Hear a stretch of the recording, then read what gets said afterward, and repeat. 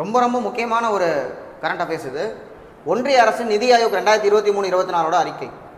நிதி ஆயோகோட நிலையான வளர்ச்சி குறியீடு, அதாவது சஸ்டைனபிள் டெவலப்மெண்ட் கோல் அப்படிங்கிறது 2015 நியூயார்க்கில் நடந்த சமிட்ல ஒரு கோல் வச்சாங்க. அந்த உலகம் எதை நோக்கி போகுது, 2030 இதெல்லாம் அடைய வேண்டும். 17 கோல், 169 டார்கெட் வச்சிருக்காங்க.